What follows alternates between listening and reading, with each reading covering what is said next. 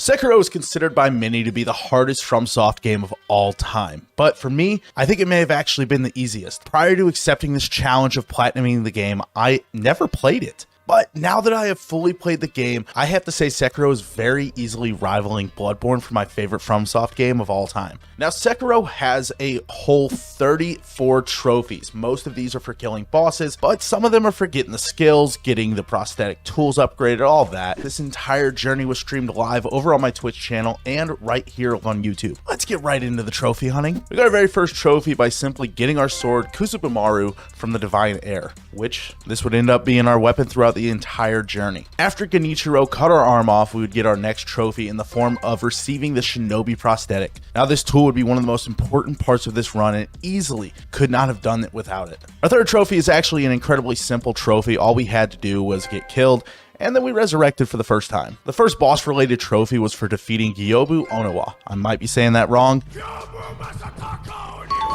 He's a pretty simple boss. Just gotta have some firecrackers, which I learned after I beat him. All you gotta do is beat up his horse long enough and eventually he'll be done for. Next, we made our way to the Hirata Estate and I took on the boss that taught me that this game is basically just a rhythm game. Fuck her up. She's done for sure. Oh, baby.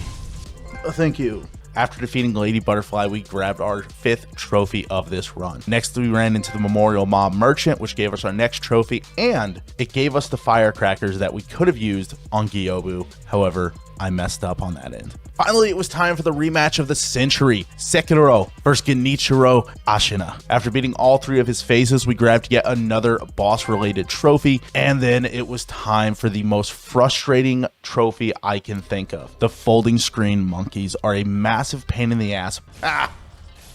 Oh, fuck off, stupid monkeys. Then it was time for one of my favorite boss fights in the game, the Guardian Ape. Purely because it's a fun little visual. I mean, you get to fight a giant monkey with a sword, and I won't lie, it's pretty funny that he throws his poop at you. Oh, shit, okay. Literally shit. He only has one phase? Whew.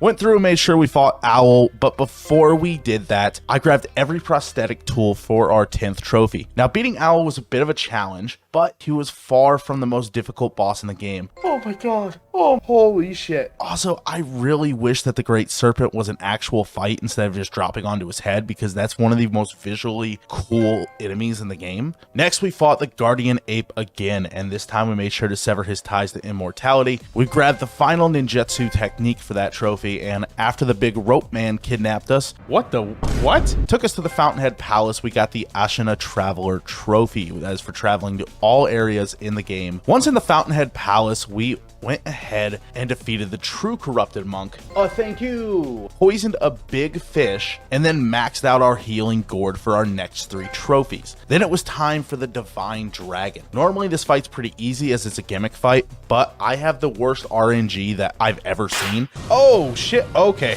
I see what my mistake was. Oh, okay, I died. And eventually I was able to beat him using the lightning counter. Here we come to my most controversial trophy of this run, and that is the Demon of Hatred. I died so many times, I rage quit. Yep, that's fair. Fuck this game. Have a good one. I'm done for the night. Later on, attempted to kill him off stream, accidentally had him fall off the map. No. Okay. God damn it. But next we went back to the Hirata Estate because we had to finish off Owl once again. Granted, this version of Owl is way more difficult than the one that we fought earlier. Oh, yes! After finally beating him one final time, went around everywhere in the map and grabbed the last of the prayer beads that I needed to max out my posture and vitality. Now it was time to get the first three endings in the game, but before we could do that, if you enjoyed this video so far, hit the like button, hit the subscribe button, hit everything. Yes, let's finish this.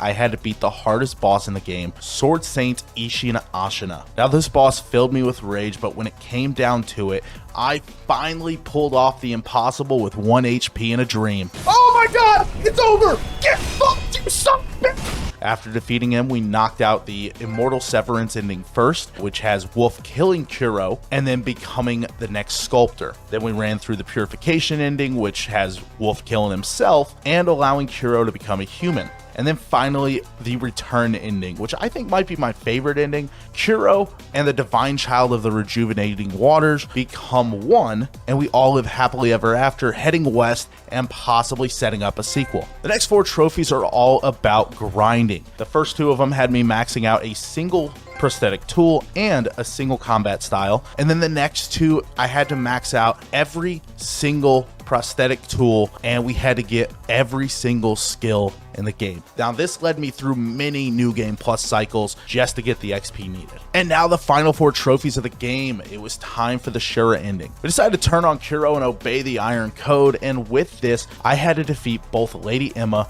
and Ishin Ashina. Now Ishin definitely led to some rage, but once I took a day off, came back, I was able to figure out his moveset and put an end to him. Now with the death of Ishin, I also got the trophy for defeating every boss in the game. And we got the Shura ending for embracing the destruction. And with that, I got the platinum after a whopping 34 hours in the game. A phenomenal game that made me way angrier than I care to admit. We are currently working on BioShock, Elden Ring, Uncharted. We got a lot of games coming through the pipeline of games that are going to be platinum. Thank you guys for watching, and I hope you have a good one.